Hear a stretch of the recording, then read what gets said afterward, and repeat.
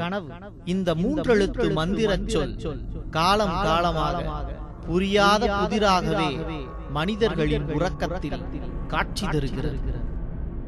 இமை மூடி தூங்கும் நேரத்தில் ஆச்சரியமானது, அதிர்ச்சியானது, பயமுறுத்தக்கூடிய கனவுகளும் சொப்பன உலகத்தில் காட்சி தரும். கனவு வந்த வண்ணமாக உள்ளது என கூறுபவர்களும் கனவே வருவதில்லை என அங்கலாய்ப்பவர்களும் நம்மவர்களே. குழந்தைகள் காணும் கனவுகள் எப்படிப்பட்ட, ஒவ்வொரு கனவுக்கும் என்ன மாதிரியான பலன்கள் கிடைக்கும்? கண் பார்வை இல்லாதவர்களுக்கும் கனவு வருமா? கனவுகளால் எதிர்காலத்தை கணிக்க முடியுமா? கனவு வருவதற்கு அடிப்படை காரணம் ஏதும் உண்டா? கனவினை மையப்படுத்தி வியாபாரிகள் இங்கே வளர்ந்து விட்டார்களா? கனவுகளால் மனிதர்களுக்கு கிடைக்கும் லாபம் என்ன, நட்டம் என்ன? அரைமணி நேர ஆவணப்படமாய் சொப்பனம்.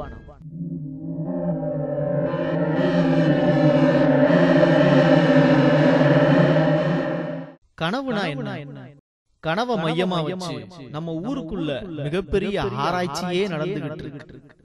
எல்லாருக்கும் ஒரே மாதிரியான கனவு வரும்னு இங்க கட்டாயம் எதுவும் கிடையாது. அவங்க கனவுக்கு அவங்க தான் ஹீரோ. நிஜத்துல ஒருத்தர் கூடவே சண்டை போட்டு ஜெயிக்க முடியாதவர் கூட தன்னோட கனவுல 10 பேரை அடிச்சு ஜெயிச்சுட்டதான் நினைப்பாரு. ஏன்னா அவரோட கனவுங்கிற படத்துல அவர்தான் டைரக்டர், அவர்தான் ஹீரோ. நம்மளோட கனவை மத்தவங்களால பார்க்க முடியாது. எல்லா ஜீவராசிகளுக்கும் கனவு வரத்தான் செய்யும். ஆனா கொரட்டை விட்டு தூங்கக்கூடிய மனுஷங்களுக்கு கனவு வராதுன்னு ஆராய்ச்சி முடிவுகள் சொல்லுது.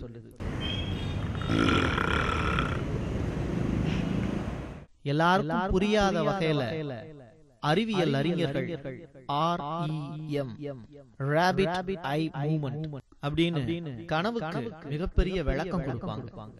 இங்க ரொம்ப சிம்பிளா ஒருத்தர் கனவை பத்தி புரியுற மாதிரி பேசுறேன்னு சொன்னார். இப்போ ஒரு சில இடத்துல போனீங்கன்னா இந்த இடத்துல நம்ம ஏற்கனவே பார்த்துருக்கோமே, இந்த இடத்துல புதுசாக இருக்குது இந்த இடம். ஆனால் பார்த்தீங்கன்னா பார்த்து பழங்க இடம் மாதிரி இருக்கும். ஆனால் அந்த இடத்துக்கு நான் போனதே கிடையாது, அந்த இடத்துக்கு போனதே கிடையாது. அப்போ தான் ஃபஸ்ட் டைம் போயிருப்பேன். ஏன்னா அங்கே பார்த்தீங்கன்னா ஆனால் என்னன்னு தெரியும்னா ஏற்கனவே வந்து பார்த்த மாதிரி தெரியும். சில மனிதர்கள்லாம் பார்த்தீங்கன்னா ஒரு சில இவர்கிட்ட நிறைய நம்ம பேசணுமேன்னு தெரியும்.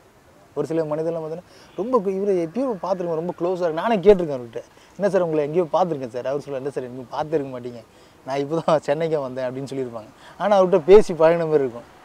காரணம் என்னன்னா இந்த கனவோட பார்த்துருக்கலாம், அவர்கிட்ட பேசியிருக்கலாம். அனுபவபூர்வம் வரும்போது தான் அது உண்மையானு தெரியும். நல்ல விஷயமா இருக்கலாம், கெட்ட விஷயமா இருக்கலாம், ஏதோ ஒன்று தான் மனசுக்கு பிடிச்சது. அது எந்த ஒரு விஷயம் வந்தாலும் ஏந்துக்கும் போது பார்த்தீங்கன்னா அவ்வளோ ஃப்ரெஷ்ஷாக இருக்குது. கனவுங்கிற வார்த்தையை உச்சரிக்கக்கூடிய எல்லாருக்குமே கனவை பத்தி கட்டாயம் ஒரு அபிப்பிராயம். அதை பத்தி பேச நினைக்கிறவங்க தன்னோட பேச்சுரிமையை பயன்படுத்தி பேட்டி கொடுத்த போது, இப்போ ஒன்று பண்ணுறோம் அப்படின்னா அதை வந்து நம்மளால் தடுக்க முடியும். ஓகே, இப்போ நம்ம போயிட்டுருக்கோம், கேன்டீன் போகணும்னு நினைக்கிறோம் அப்படின்னா அதை வந்து சரி வேணாம் அப்படின்னு தடுத்துடலாம். கனவுல வந்து அது பாட்டுன்னு ஸ்பான்டேனியஸாக நடந்துகிட்டே தான் இருக்கும். நம்ம வந்து அதை ஒரு தூரத்துலேருந்து பார்க்க தான் முடியும். ஓகே, இது இப்படி நடந்துட்டுருக்கு. தடுக்கிறது ரொம்ப கஷ்டம்னு சொல்கிறேன். ஒருத்தருக்கு வந்து கனவு வந்து இப்போ ஃப்யூச்சரில் நடக்க போகிறது வந்து இப்போயே தெரியும். அவர் வந்து கனவு கண்டுகிட்டே இருக்கும்போதே திடீர்னு எழுந்து நோட் பண்ணிப்பார் ஒரு நோட்டில். அப்படி அது வந்து ஒரு சில வீக்ஸ் கழிச்சோ மந்த்ஸ் கழிச்சோ நடக்குது அப்படின்னு கூட சொல்லுவாங்க. நம்மளுக்கு கூட அது ஒரு சின்ன லெவலில் நம்ம கூட அதை நானே அதை எக்ஸ்பீரியன்ஸ் பண்ணியிருக்கேன். ரீசெண்டாக கூட எங்கள் சித்தி வீட்டுக்கு போயிருந்தேன். அப்போது ஒரு இன்சிடெண்ட் நடந்தது. அந்த இன்சிடெண்ட் வந்து எனக்கு முன்னாடி ஒரு நாள் கனவுல வந்த மாதிரி தோணுச்சு எனக்கு. அதுக்கு பேர் வந்து தேஜாவு அப்படின்னு சொல்கிறாங்க. எப்போ பார்த்தாலும் நான் கனவு காண்றேன், எனக்கு ஏதாவது ப்ராப்ளம் இருக்கான்னு நினச்சி பார்த்தேன். நான் பார்க்குற கனவு எனக்கு ரொம்ப பிடிக்கும். ஏன்னா எல்லாமே இந்த அவதார் ஃபிலிம் மாதிரி, இல்லைன்னா நான் பறக்கிற மாதிரி நிறைய தடவை பார்த்துருக்கேன். என்னென்னா நான் இப்படி சும்மாவே ஜம்ப் பண்ணால் நான் பறந்து போகிற மாதிரி இருக்கும். இங்கேருந்து அந்த இடத்துல, இங்கேருந்து அந்த இடத்துல போகிற மாதிரி இருக்கும். அது எனக்கு ரொம்ப பிடிக்கும். எனக்கு நிஜமாக ரியாலிட்டியிலே அப்படி பறக்கணும் போல் ஆசை இருக்கு. இந்த மாதிரி எல்லாம் கனவு வருதே, இதுக்கு ஏதாவது காரணம் இருக்கான்னு விவரம் தெரிஞ்சவங்கள்ட்ட கேட்டப்போ, ஆழ் மனசில் எந்த அளவுக்கு நாம் ஒரு விஷயத்தை அதிகமாக நம்ம புதைக்கிறோமோ அந்த விஷயம் கனவாக வரும். புரியுதுங்களா? உதாரணமாக நம்ம ஒருத்தர் காரு வாங்கணும்னு ஆசைப்படுறாருனாக்கா அந்த காரு வாங்கணும் அப்படின்ற அந்த எண்ணம் அவருக்கு அது விஷுவலாகவே அவருக்கு அது தெரிய ஆரம்பிச்சிடும். அந்த எண்ணங்களை அவர் விஷுவலாக பார்க்கும் பொழுது ஆழ் மனசு அதை வந்து உள்வாங்கிக்கிட்டு அது பிரபஞ்ச சக்தியோட தொடர்பு கொண்டு அந்த கனவை நிறைவேற்றக்கூடிய ஒரு அமைப்பை அது உருவாக்கி கொடுக்கும். ஸோ கனவுக்கு ஒரு அற்புதமான ஒரு விஷுவல் உண்டு. வாழ்க்கையில எல்லாருக்கும் கஷ்ட காலம் உண்டு. அத கனவுலையே கண்டு முடிச்சுட்டா பிரச்சனை முடிஞ்சிடுங்கிறது தான் ஜோதிட ஆராய்ச்சி. நிறைய விதமான பலன்கள் இருக்குது சார். பொதுவாக கனவுகள் அப்படின்னும்பொழுது நம்ம இந்த ஜென்மத்தில் நாம் அனுபவிக்கக்கூடிய கஷ்டத்தை கனவில் அனுபவிச்சிட்டோம்னாக்கா நம்ம நடைமுறையில் அந்த கஷ்டத்தை அனுபவிக்கக்கூடிய வாய்ப்பு இருக்காது நமக்கு. ஓகேங்களா? உதாரணத்திற்கு ஒருத்தருக்கு வந்து பார்த்திங்கனாக்கா ஒரு பாம்பு கடிக்குதுன்னு வச்சுக்கோங்களேன், கனவு வரும், பாம்பு கடிக்கிறது வரும். இது நம்ம ஜோதிட ரீதியாக வந்து பார்த்திங்கனாக்கா சர்ப்பதோஷம், நாகதோஷம், காலசர்ப்பதோஷம் உள்ளவங்களுக்கு இதுமாதிரியான பாம்பு கனவுகள் அதிகமாக வரும் நமக்கு. அது ஸோ அந்த பாம்பு வந்து பார்த்திங்கனாக்கா அவரை தீண்டுவதில் போல் கனவு கண்டால், ஓகேங்களா, அந்த தோஷத்திலிருந்து அவர் வெளியே வந்து விடுவார். ஓகேங்களா? அதே போல் பாம்பு வந்து பார்த்திங்கனாக்கா அவர் மேல் ஊர்ந்து செல்லும் பொழுது அந்த தோஷத்திலிருந்து அவர் வெளியே வந்துடுவார். அவர் எல்லாருக்கும் வாழ்க்கையில மறக்க முடியாத தருணங்கள்னா குழந்தை பருவம் தான். குழந்தைகளோட கனவு உலகம் வித்தியாசமானது. பகல்லையும் இரவுலையும் அதிக நேரம் தூங்கக்கூடிய குழந்தைகளுக்கு ஒரு நாளைக்கு குறைந்தபட்சம் 4 கனவுகளாவது வருங்கிறது தான் அறிஞர்களோட ஆய்வு. நேற்று ஒரு கோஸ்ட் மூவி பார்த்து நேற்று தூங்கும் போது ஒரு கனவு கண்டேன்.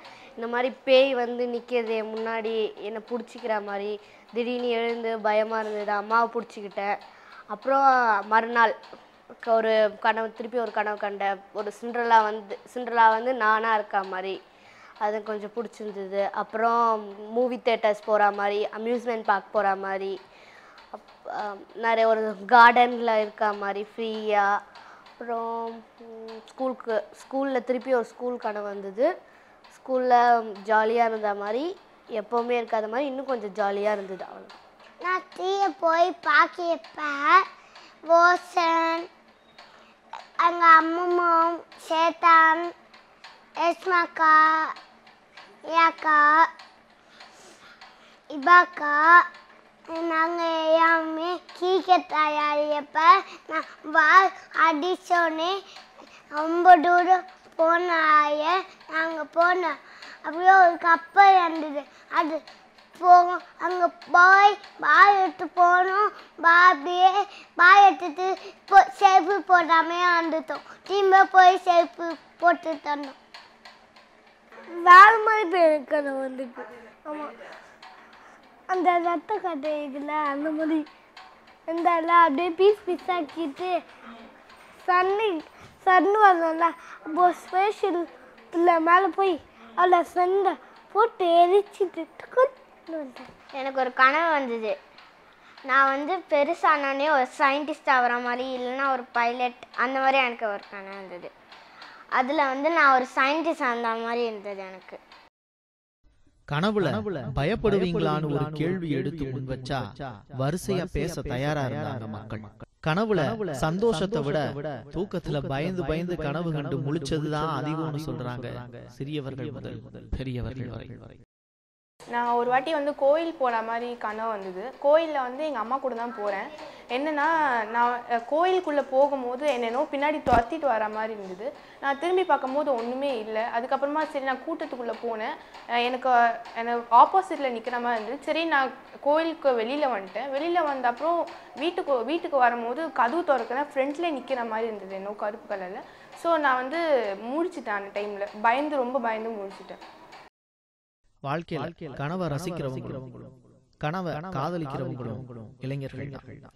இவர்களோட கனவு மகிழ்ச்சிங்கிற ஒற்றை வார்த்தைக்கான அர்த்தத்தை தேடியே தூக்கத்தில் பயணிக்கிறது. நான் போகாத இடத்து கூட எல்லாம் கனவாவே எனக்கு அங்கே போகிறதுக்கு முடியுது. I would like to travel to ஹிமாலயாஸில் போகிற மாதிரி, மவுண்டன் கிளைம்பிங் இல்லை ரைடிங் மாதிரி, அந்த மாதிரி ரிலேட்டடாக கனவு அது. அந்த மாதிரி போக ரொம்ப ஆசைப்படுறேன். I love my dreams like that. நிறைய கனவு கண்டு இருக்கு. இந்த கனவு வந்து ஒரு 3 வயசுக்கு முன்னாடி கண்ட கனவு. சின்ன வயசில் என் அம்மாவோட வீட்டில் இருக்கும்போது எப்போவுமே படுத்ததுக்கு அப்புறம் எங்கள் தரை மேலே பெரிய மீன், கொம்புள்ள மீன் வர மாதிரி இருக்கும். அதனால் என்னால் கால் தரை மேலே வைக்க முடியல, ரொம்ப பயமாக இருக்கும்.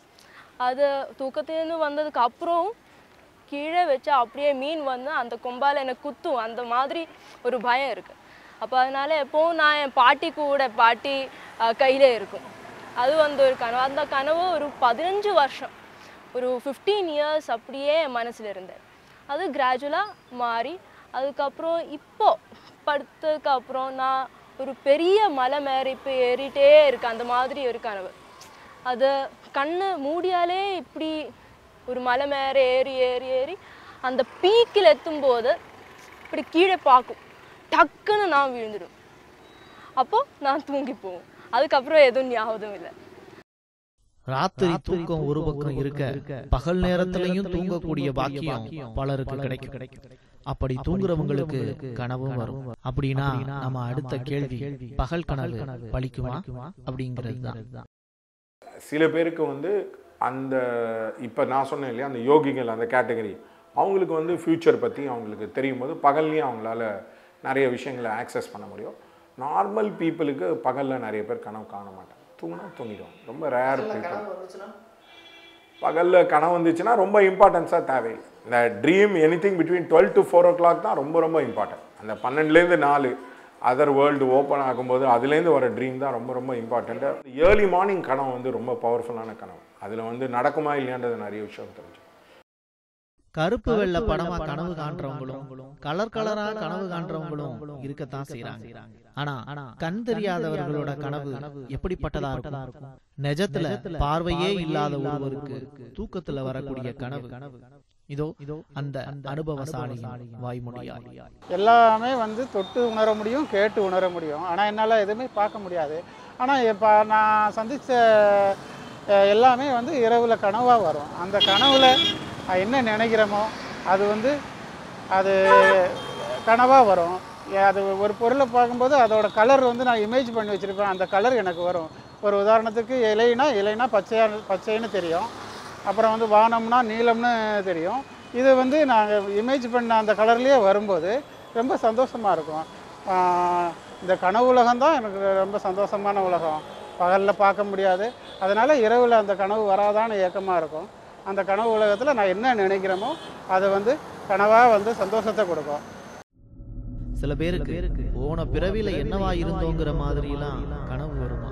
இறந்த காலம் கனவுல வர்றது பிரச்சனை இல்லைனாலும் எதிர்காலமும் கனவுல தெரிஞ்சா அது வரமா சாபமா என தேடி பிடித்து இவங்களை கேள்வி கேட்டப்போ, இப்போ யாராவது இறந்து போகிற மாதிரி எனக்கு அடிக்கடி கனவு வந்துக்கிட்டே இருக்கும். அது கடைசியில் ரியல் லைஃப்பில் எங்கள் ஹஸ்பண்டே இறந்து போகிற மாதிரி எனக்கு கனவு வந்தது. அது எனக்கு பெரிய இழப்பு. இந்த மாதிரி கனவு வந்து எல்லாத்துக்கும் வருமா என்னன்னு எனக்கு தெரியாது. எங்கள் ஹஸ்பண்ட் இறந்து போகிறதுக்கு 1 மாதத்துக்கு முன்னாடிருந்து எனக்கு இந்த மாதிரி கனவு வந்து நான் அவரை இழந்துட்டேன். அது உண்மை.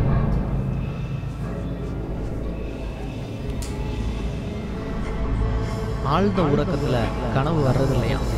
அதுக்கு உதாரணத்தை தேடி போனப்போ, ஒரு நாளைக்கு 12 மணி நேரம் தூங்குவேன், எனக்கு கனவே வந்ததில்லைன்னு ஒரு நடுத்தர வயது மதிக்கத்தக்க பெண் சொல்லும் போது ஆச்சரியமா தான் இருந்தது.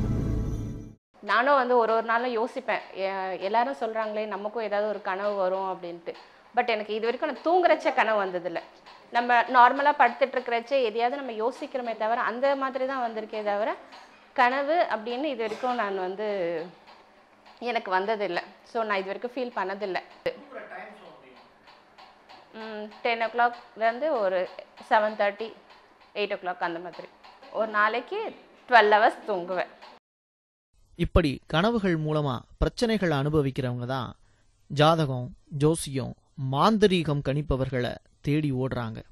இன்னும் ஹைடெக்கா சொல்லணும்னா ஊசியில்லா மருத்துவமா கனவை ஒரு நோயா கருதி மனநல ஆலோசகர்களை தேடி ஓடுபவர்களும் நம்ம நாட்டில் நிறைய பேர் இருக்காங்க. வாழ வழி கேட்டு வந்தவங்கள்ட்ட மருத்துவம் வழிப்பறி நடத்துதா? கனவை மையமாக வைத்து காசு பறிப்பவர்களிடமிருந்து தப்பிப்பது எப்படி? மகிழ்ச்சியான கனவுகள் காண்பது இங்கே பிரச்சனை இல்லை. பிரச்சனைக்குரிய கனவுகளாக மக்கள் நினைப்பவை எவையவை? தூக்கத்தில் பயமுறுத்துவது போல் கனவு காண்பதும் பேய், பிசாசு போன்றவற்றை கனவில் உணர்வுபூர்வமாக அனுபவிக்கும் போதும் கனவினை கண்டு விரளுகிறார்கள் மக்கள். இந்த வார்த்தைக்கான அர்த்தம் அதனை அனுபவித்தவர்களுக்கு மட்டுமே புரியும். எனக்கு பேய் கனவு நிஜமாக நடந்த மாதிரியே வந்திருக்கு. நாங்கள் நைட் திருவான்மூரில் தான் இருந்தோம் வாடகை வீட்டில். அப்போ அங்கே பார்த்தீங்கன்னா கரண்ட் கட் ஆகிட்டு நாங்கள் எல்லாம் வெளியே தான் பார்த்துட்டு இருந்தோம். எப்போவும் வெளியே படுக்க மாட்டோம், வெளியே எல்லாருமே தான் பார்த்துட்டு இருந்தாங்க. அந்த டைமில் நானும் தூங்கிட்டு பார்த்தேன்னா ஏதோ வந்து எனக்கு கையை பிடிச்சி அமுக்கிற மாதிரியும் கழுத்தை பிடிச்சி அமுக்கிற மாதிரியும் பக்கத்தில் எல்லாம் படுத்துட்டு இருக்கோன்னா அவங்களும் நான் கூப்பிட்றேன். ஆனால் என்னோட கை வந்து அவங்க பக்கத்தில் படலை. ஆனால் அவங்க பேசுகிற சவுண்டு எல்லாமே எனக்கு கேட்குது, அவங்க பண்ணுற ரியாக்ஷன் எல்லாமே. ஆனால் என்னால் வாயை திறந்து கூப்பிட முடியல அவங்களால. அந்த மாதிரி ஒரு அதிர்ச்சி ரொம்ப ஒரு 10 நிமிஷத்துக்காக தொடர்ந்து அந்த மாதிரி இருந்தது எனக்கு. அந்த மாதிரி இருக்கவும் நான் வந்து அதுக்கப்புறம் திடீர்னு எந்திரிச்சு என்னால் முடியாமல் கையையும் காலையும் நல்லா உதறி எந்திரிச்சு அதுக்கப்புறம் அவங்ககிட்ட நான் சொன்னேன், இந்த மாதிரி ஆயிடுச்சு, நீங்கள் பேசுனதெல்லாம் எனக்கு தெரிஞ்சுது, ஆனால் என்னால் கூப்பிட முடியல. அது வந்து அவங்க அதான் சொல்கிறேன், அவங்க ஏமாத்துறாங்க. பட் அந்த கனவுலாம் திரும்பி வராதுலாம் கிடையாது. கண்டிப்பாக அந்த கனவுன்றது வரும். அந்த மந்திரவாதிங்க இந்த மாதிரி கனவிலுமே வராது உங்களுக்கு, நான் திருநர் பூசி விட்றேன், அந்த மாதிரி இது பண்ணி விட்றேன், மந்திரிச்சு விடுறேன், தாயத்தை கட்டி விடுறேன்றாங்கல்ல, அதெல்லாம் வந்து அவங்களோட மன திருப்திக்காக கட்டிப்பாங்களே தவிர அந்த கனவுலாம் திரும்பி வரதான் செய்யும். வராமலாம் இருக்கவே இருக்காது. காசு வாங்குறவங்க பொய்யா வாங்குறாங்க, அவ்வளோதான். அந்த டைமுக்கு வந்து அவங்க சம்பாதிக்கணுன்றதுக்காக வாங்குறாங்க. ஜோசியம் பார்ப்பவர்களிடம் இது பற்றி கேட்டபோது காலம் காலமாக எங்களுடைய மூதாதையர்கள் என்ன சொன்னார்களோ அதையே தாங்கள் வாடிக்கையாளர்களிடம் கூறி வருவதாகவும், தற்போதெல்லாம் கனவு பற்றி தாங்கள் கூறும் விளக்கங்களை மக்கள் நம்புவதில்லை என்றும் கூறினார் ஜோதிடர் ஒருவர். சார், உங்கள் அண்ணனை கனவுல பார்த்தேன், அவர் பேசினதெல்லாம் அப்படியே மறைஞ்சு போச்சு, ஏதோ பொய் சொல்கிறார் போல இருக்கு, பார்த்துக்கோங்க அண்ணன். இல்லை எங்கள் அண்ணா வந்து ரொம்ப நல்லவர், நீங்கள் இப்படிலாம் ஏதோ தப்பாக சொல்லுங்கள். சரி சார், இதை வந்து இது சொல்லிட்டேன் அப்படின்ட்டேன்.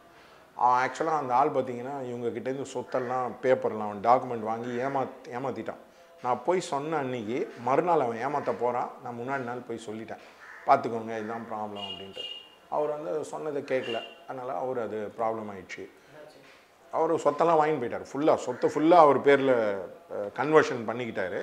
இவங்களுக்கு யாருக்குமே சொத்து இல்லை. கிட்டத்தட்ட 6 பேரோட சொத்து ஒரே ஆள் அடிச்சுன்னு போயிட்டான்.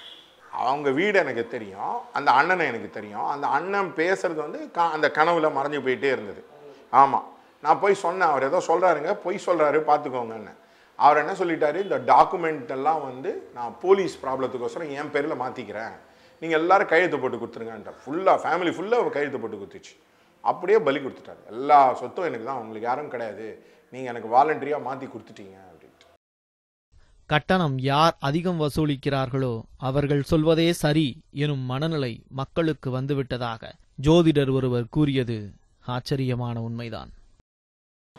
அதிகமாக மனநிலை பாதிக்கப்பட்டவங்க முக்கால்வாசி பேர் ஜோசியம் தான் பார்ப்பாங்க. அதாவது இப்போ நாங்கள் பார்க்குற ஒரு 50 ஒரு 100 வாங்குகிறோம், வாங்கி எங்களால் முடிஞ்சது ரோட்டில் ஃப்ளாட் பண்ணி பார்க்குறோம், அதனால் 50 100 வாங்கி எங்களால் முடிஞ்சதை நாங்கள் சொல்லி அவங்க மன தத்துவ பிரச்சனைகளை தீர்த்து வைக்கிறோம். ஜோசியம் பார்த்தா அவங்களோட மனநிலை கரெக்டாக இருக்கும். அதுவே மன தத்துவம் டாக்டர் கேட்குறது, அவங்க ஏசி ரூமில் போட்டு விட்டாங்க, அவங்க ஒரு 1000 500 அவங்களுக்கு படித்ததுக்காக வாங்கி செய்வாங்க. கனவுக்கு விளக்கம் கொடுக்க அலோபதி மருத்துவர்களே பல வகைகளில் கொள்ளையடிப்பதாக மருத்துவர்களே கூறியது சற்று அதிர்ச்சியே. விளக்கம் கேட்டு வருபவர்களிடம் கனவினை ஒரு நோயாக சித்தரித்து காசு பார்ப்பதாக மனநல மருத்துவர்கள் மீது புகார்கள் குவிகிறது. சாதாரணமாக ஒரு MBBS அல்லது ஒரு MD இந்த ரேஞ்சுக்குள்ளே போனோம் அப்படின்னா கனவை பொதுவாக இக்னோர் பண்ணிவிடுவாங்க.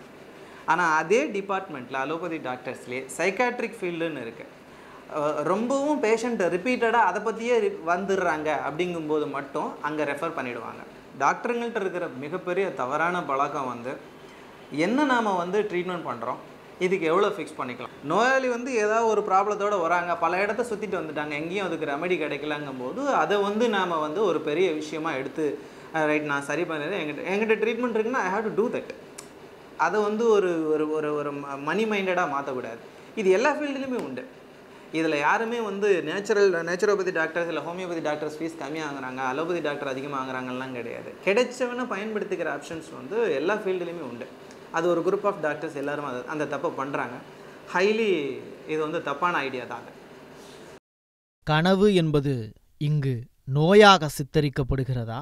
கனவு உலகத்தில் பயந்து போய் ஆறுதல் தேடி வருபவர்களிடம் மருத்துவத்துறை பணம் பறிக்க முற்படுகிறதா என மனநல ஆலோசகர்களிடம் கேள்வி கேட்டபோது இதுவரைக்கும் நீங்கள் கவுன்சிலிங் பண்ணதுலேயே யாருக்கு சார் வந்து அதிகமாக பேமெண்ட் அப்படிங்கிறது?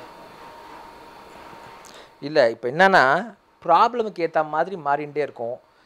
கொஞ்சம் நீங்கள் ஆஃப் பண்ணுங்கள் set. Apart from medicine, that's what we call positive thinking. அதனால தான் நல்ல எண்ணங்களை என்டர்டெயின் பண்ணுங்கன்னு சொல்லுது. நீங்கள் நல்லதே நினச்சிங்கன்னா நல்லதே நடக்கும்.